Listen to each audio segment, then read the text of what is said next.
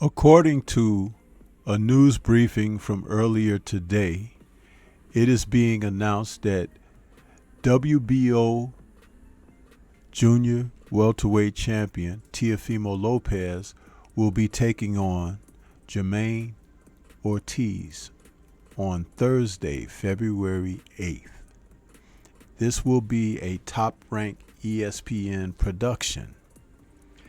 This is going to be very interesting, seeing that Mr. Ortiz is known for a challenge that he had against Teofimo's nemesis, Vasyl Lomachenko, and fared quite well in that fight.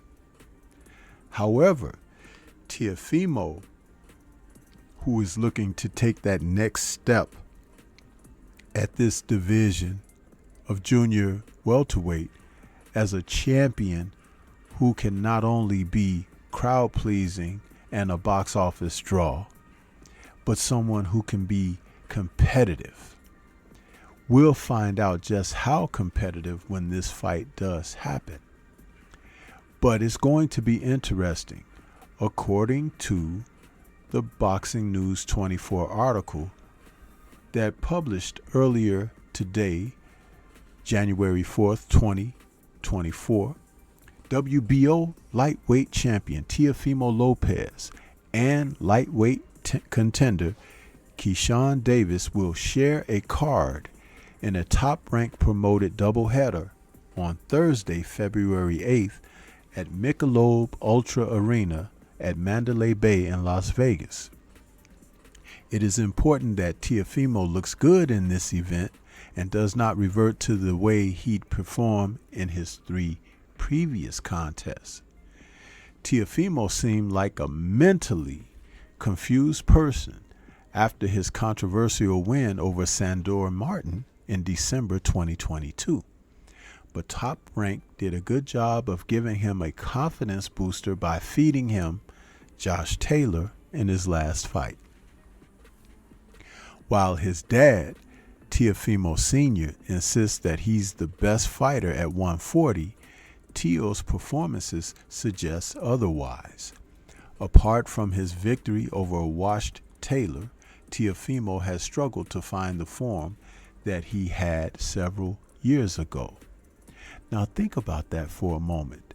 They're actually trying to say that Teofimo hasn't fared very well.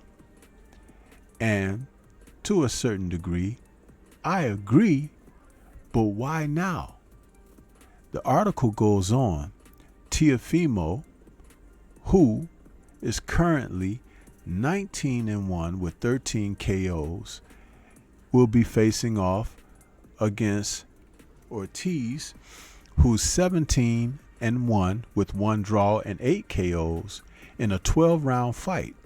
Top Rank reportedly had attempted to get Jose Ramirez for the Teofimo fight, but it didn't happen, so they opted for former Vasyl Lomachenko opponent Jermaine for the job. The 26-year-old New York native Teofimo is coming off a one-sided 12-round unanimous decision victory over WBO 140-pound champion Josh Taylor last June. It was one of Teo's best performances in years, as he looked mentally gone in his previous 3 fights, making some believe that his war with Lomachenko wrecked him physically. I think they meant to say psychologically. As good as Teo performed against the 32-year-old Taylor, there are still question marks about him. Taylor was essentially washed, coming off a controversial 12-round decision in his previous fight against Jack Catterall, and he looked just as bad against him as he did in losing to Teofimo. The 2020 U.S. Olympian Keyshawn Davis, who's 9-0 with 1 draw and 6 KOs, will be looking to bounce back from his poor performance against Nahir Albright by taking on former 2-division world champion Jose Sniper Pedraza, who's 29-5 with 1 draw, 14 KOs in a 10-round fight.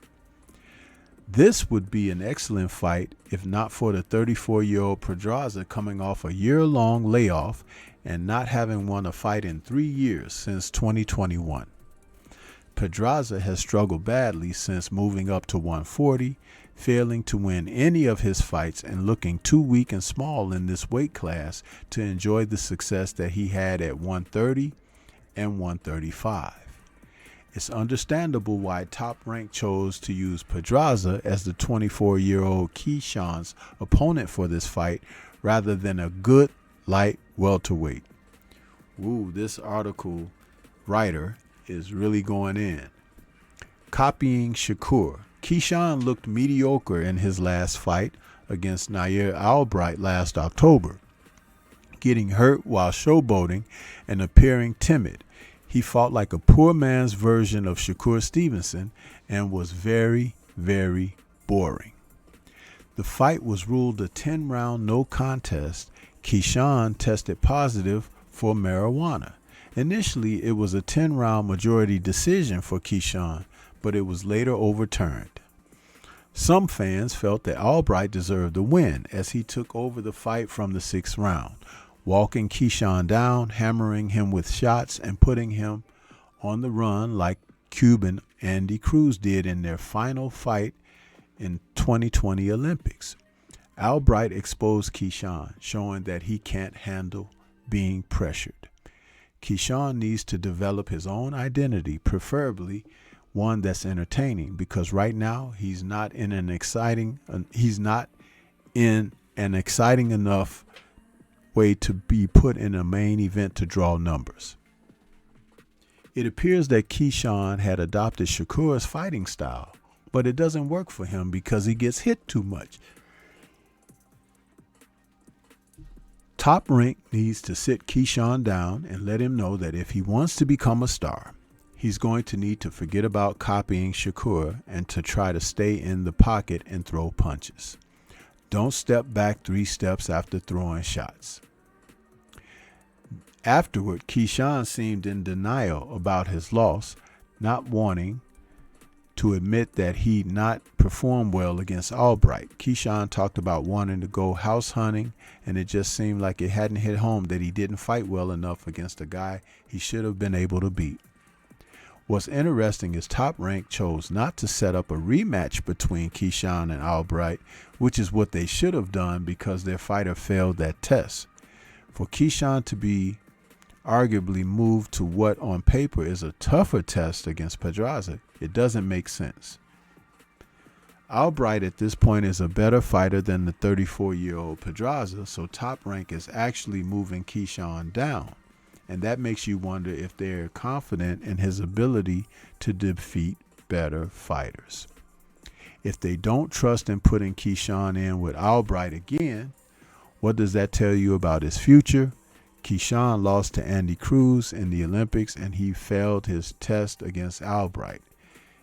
If you're Top Rank, you have to be thinking about cutting Keyshawn loose once his contract is up because he lacks the talent to be a star or a world champion unless he's matched against the right guy for a vacant belt. Fighters like Keyshawn are a dime a dozen, and it's a waste of time to keep them around.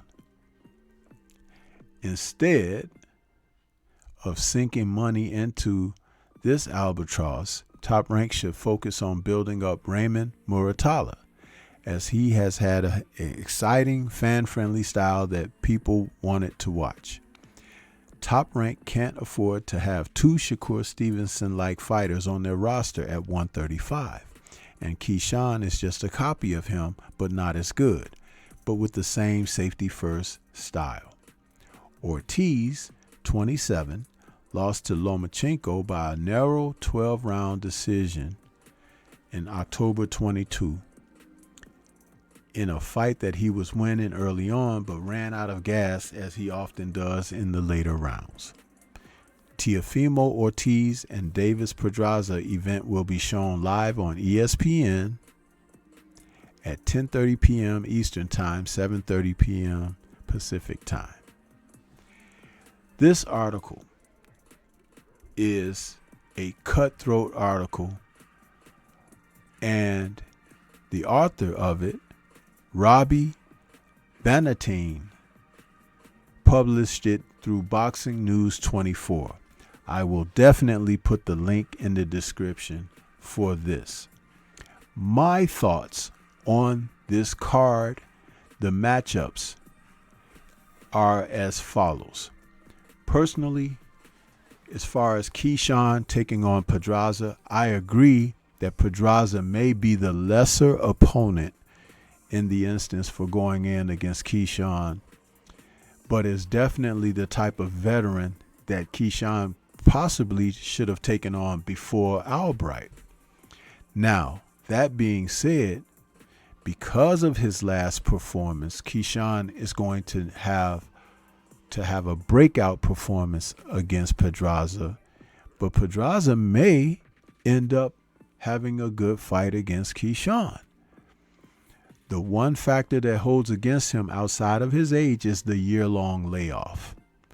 That inactivity factor will always affect a fighter in a most negative of ways. We just saw that recently when we watched the December 23rd Day of Reckoning card. That being said, Keyshawn should prevail against Pedraza. He should. If he doesn't, that means he's definitely not as what they have tabbed him to be. Now, as far as calling him a knockoff of Shakur Stevenson, I think that there's a bit of bias being spoken about Keyshawn, because Keyshawn is definitely a talented fighter. I would question his mentality, his mental approach to his professional career more than I would question his talents and skill set. But again, knowing boxing and thinking of boxing the way that I do, I can understand how someone on the outside looking in could misjudge so easily, especially when they expect certain fighters to fight blood and guts and other fighters to have and showcase skill set. And a lot of times it parlays into ethnicity. Yes, I said it. Moving to the main event of Teofimo against Germain. This fight could be an interesting one because, again, if Teofimo is not too lofty over his victory of Josh Taylor, he may be able to come in against Ortiz and set the record straight and let him know that he's the boss in there. But remember, Ortiz felt a little inflated himself after the close loss to Lomachenko and felt that he deserved another shot at a top fighter. So here we have it, a crossroads fight for both of these men. If Teofimo is as good as advertised, he should come out of this fight with a stellar performance. And I believe he's more than capable of providing that. And it will just be up to he to express that with Ortiz. Can he do it? Most definitely. Will he do it? We have to wait and see. I favor Teo going in, and we'll probably have a breakdown of this fight as we get closer to the date.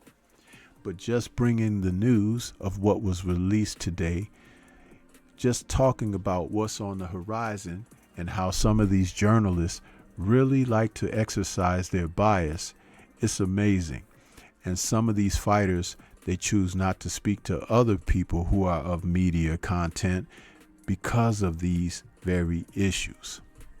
With that being said, what do you think? This is Stormy B Man. Shout out to the mighty LDBC and Liberated Perspective, a third eye view of the world. For more content such as this, please like, comment, subscribe, and share. Let me know what your thoughts are about this doubleheader coming up on February 8th. As I said, as we get closer to the date, we'll have more breakdowns for you. But this is just the announcement that came in earlier today for this fight. Peace to everyone out there. and everyone please remain safe.